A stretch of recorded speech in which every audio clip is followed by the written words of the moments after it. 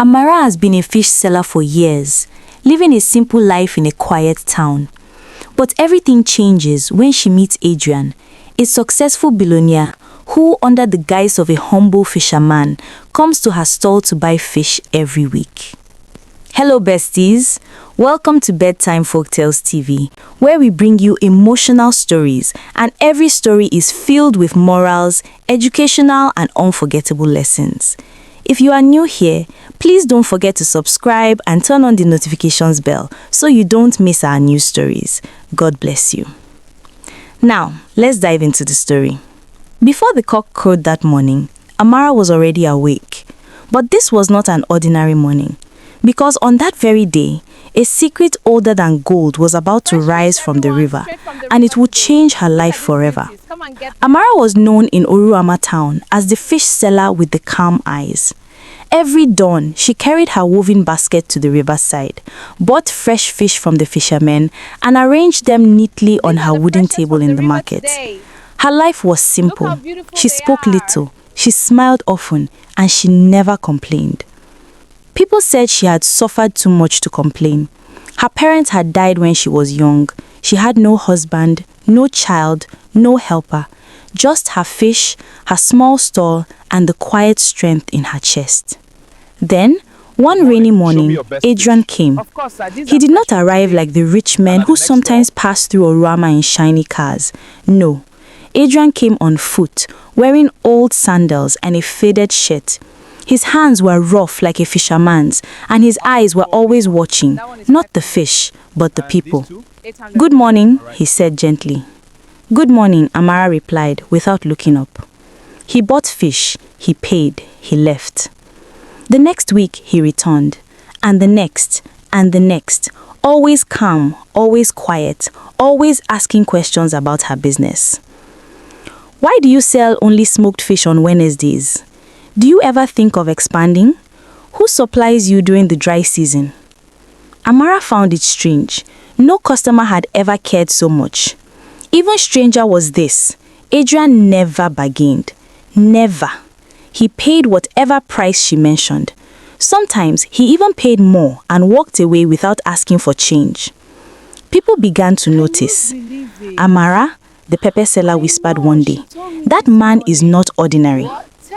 "I know," Amara replied softly, "but he buys fish like everyone else." Still, her heart was beginning to beat differently. Adrian laughed at her jokes. He listened to her stories. He admired her strength. Slowly, like the river eating into the sand, love began to grow. But secrets were growing too. One market day, a black car arrived in Oruama. Not one, 5. Men in suits stepped out, phones ringing, voices tense. The entire market froze. They were looking for someone. "Sir, we've tracked him here," one of them said loudly. Amara's heart jumped. Then she saw Adrian. He stood far away, his face tight, his body ready to run. That was when she knew. That evening, the town heard shocking news on the radio. A powerful seafood empire worth billions was under investigation. The owner, one Adrian Kingsley, had disappeared weeks ago. Amara dropped the radio. Kingsley? Her Adrian? When she confronted him by the river, the moon was full and the water was silent.